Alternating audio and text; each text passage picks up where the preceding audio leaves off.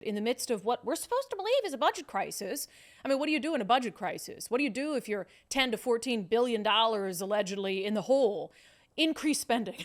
That's what you do if you're Governor Jay Inslee. You increase spending. This segment is brought to you by Eastside Weight Loss Clinic. Sick of fad diets that work for a couple months and then you gain all the weight back? Well, I'm down 37 pounds on the Eastside Weight Loss Clinic program, and I've kept that weight off for more than a year. Schedule your free 15-minute consultation today at eastsideweightlossclinic.com. Inslee came out at about 11:15 this morning and he briefed the media on this. We'll see how the media coverage of it is, but there are a couple things that stand out to me. One of them is he wants $12.9 billion in new taxes. So if you thought for 1 minute that his solution to solving the budget deficit that he's created over the past 12 years would be a serious look at the level of spending and maybe doing some meaningful cuts to waste in state government. Yeah, that's not happening. So he's introducing a number of either new taxes or increased taxes to the tune of $12.9 billion in projected new revenue over the next 4 years. One of them is the dreaded wealth tax that up until now had been a wish list of the far left fringe. But apparently not anymore. Now it's on the wish list of Governor Jay Inslee. So we're going to dive into that wealth tax coming up. But even more egregious than the increased taxes, because you kind of expect that from Democrats, is a massive increase in spending. So even though they've spent their way into this crisis, because it's a spending crisis, it's not a budget deficit, even though they have spent their way into this crisis, his solution is to spend even more money? For the love of God, if you look at, it's a 78-page budget proposal. I don't expect you to read all of it, but you can look at the line for revised appropriations. So for this biennium, we're spending about $72 billion. By 2027, 2029, he's proposing spending $82 billion. That's an increase of nearly $11 billion over the next 4 years. That's a double-digit percentage increase. When we've just spent ourselves into a budget crisis, and your solution after 12 years in office causing this problem is to spend even more money? That's a level of whether you want to call it incontinence or incompetence. It's not good, okay? So let's go into more detail on these taxes, because I'll tell you this right now. These tax increases and proposals, if they pass, will decimate Washington's economy. And they will serve the opposite of what we're supposed to believe the purpose of them is. We're supposed to believe that this is to increase spending, to close budget deficits and make sure we're not in a budget crisis, right? But if you decimate our economy and scare away businesses and scare away wealthy people and the wealth they bring and inject into our economy, we're going to be in another budget crisis. And the fact that they don't realize that is, again, incompetence. Or they don't care because there's no electoral consequences for them. So there's two big tax proposals that Governor Inslee is putting forth. One is what he's characterizing as business and occupation tax reform. So you've already got the B&O tax. Well, he wants to jack it up significantly. He says the business and occupation tax is based on a company's income and helps pay for essential state services. Under this proposal, only businesses making over $1 million a year in the service and other activities category would see a 20% increase. A 20% increase. He says this change impacts 20,000 businesses and would last from October of 2025 until December of 2026, after which the rate reverts to the pre-October 2025 level. And then, starting in January 2027, all B&O tax rates would see a slight 10% increase. He actually wrote that. A slight 10% increase. As if a 10% increase in the B&O tax is slight. So basically, some of the businesses that make over $1 million, they're going to, for a finite period of time, about a year, they're going to pay a 20% increase. Then it'll go back to the rates that they are right now. And then everyone will have an increase of 10%. Now, the second one is the more extreme proposal. I mean, I would argue the first one is extreme as well. But it's the idea of a wealth tax. A tax on unrealized gains, just about the dumbest thing you could possibly introduce. It says, in his words, by placing a modest 1% tax on worldwide wealth over $100 million, affecting roughly 3,400 of our state's wealthiest individuals, Washington can establish a new, reliable revenue stream that most residents will never pay or even know someone who does. This approach would generate $3.4 billion to invest in essential services like education, housing, and childcare. This reform makes sure the 0.0004% of people who have benefited the most from our economy contribute their fair share so we can protect our progress on the safety nets and systems that keep us all safe, healthy, and secure. Wow, there's a lot to unpack there. Let me touch on a few things that he says there. The people who have benefited the most from our economy, those are also the people who contribute the most to our economy. People who have benefited from our economy, who then have businesses, they employ people, they donate their money, they support our nonprofits, and they do, you might say, they pay a smaller percentage in their taxes, in their overall wealth to taxes, but they still pay far more as an actual figure in taxes.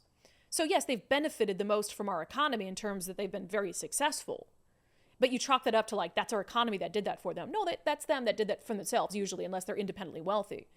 And then you turn around and you look at the economic revenue. You look at the revenue for our state that's generated because of their success. And you want to punish them for it. A modest 1%, right? And most people would look at that and say, well, yeah, I'm never going to pay that wealth tax. I'm never going to have $100 million unless I win the lotto or something.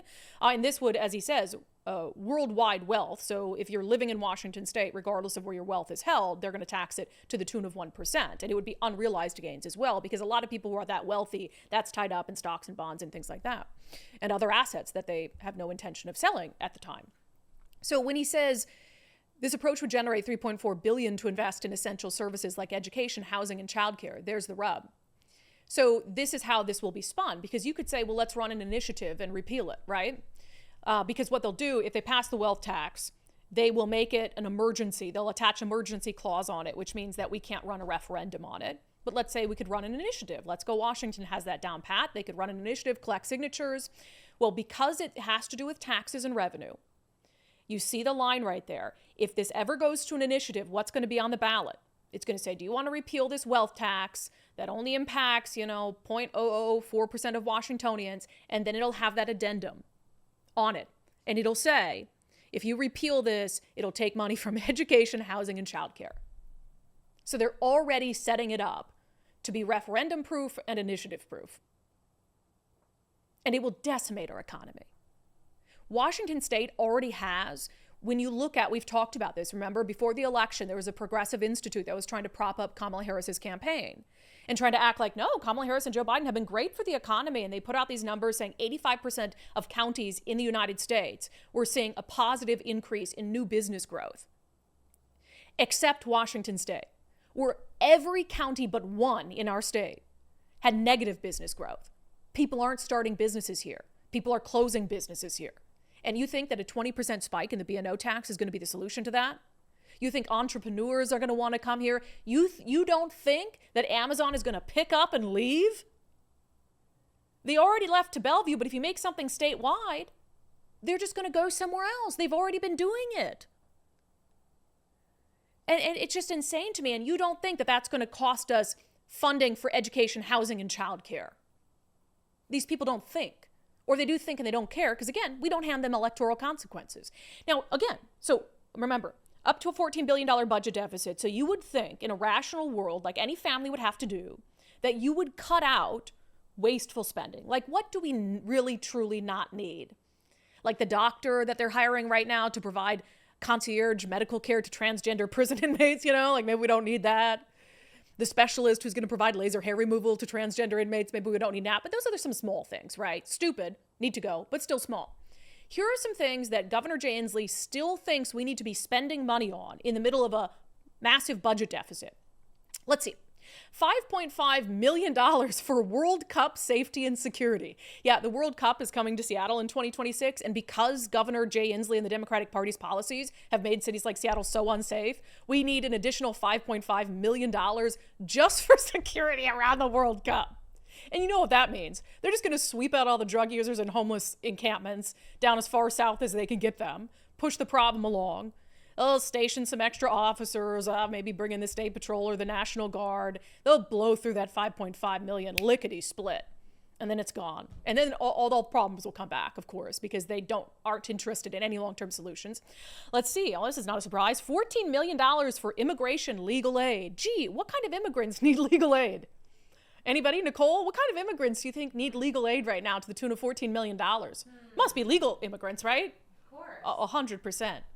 100%. Legal immigrants, absolutely. Yeah, no, that's for illegal immigrants. $120 million in state bonds for higher education clean energy projects. Yeah, $120 million. This is what we need to be spending in the middle of a budget crisis. For higher education clean energy projects. Good God. $1.3 billion to provide for inflationary increases for teachers.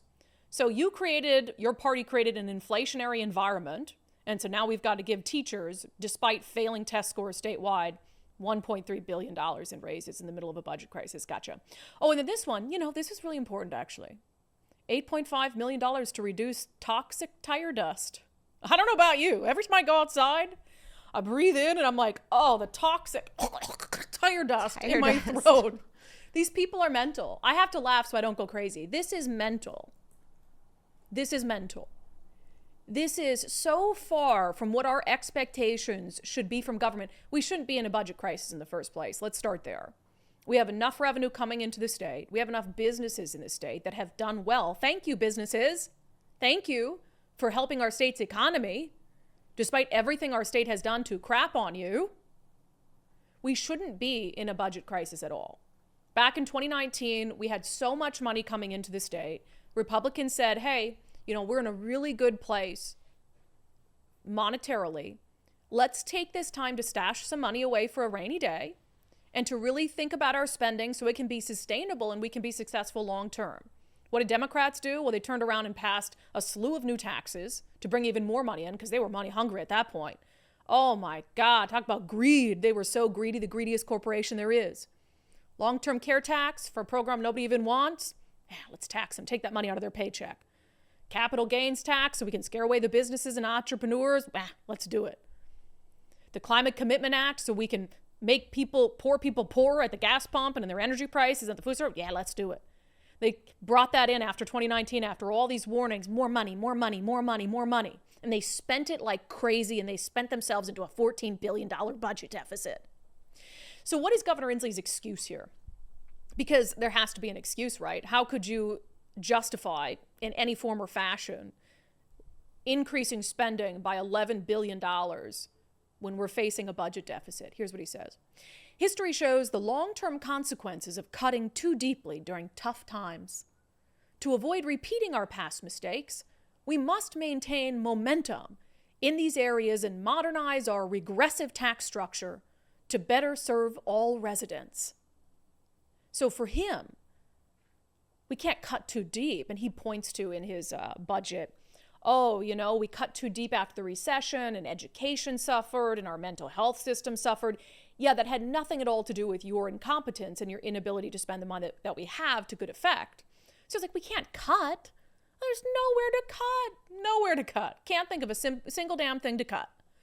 And so what we have to do is focus on modernizing our regressive tax structure, which is what he talks about when he proposes the wealth tax and the increase in B&O taxes. And there's 4 full pages in the budget, his budget proposal, that's dedicated to explaining how regressive our tax structure is and how the wealthiest people aren't paying their fair share. Do you think that there's one thing in that 4 pages that reduces taxes for the middle class? Not one. You talk about how unfair our tax structure is, how it's burdening the lower class and the middle class. And remember, we've talked about this many times. Their solution to that, let's say you've got the middle class taxes here as a portion of their income, richest of the rich paying a smaller portion of their income, which is true. So instead of saying, let's make it more fair by trying to spend wisely and bring down taxes for the middle class, they're not going to do that. They think making it more fair, keeping taxes where they're at for the middle class, and just raising taxes for the rich. They're not giving you a tax break. And they've done quite the contrary.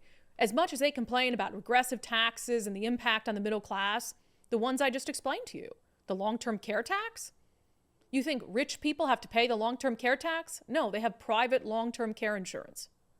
And they had it long before this was even a thing because they can afford it. That's the middle class and the poor who are seeing that come out of their paycheck.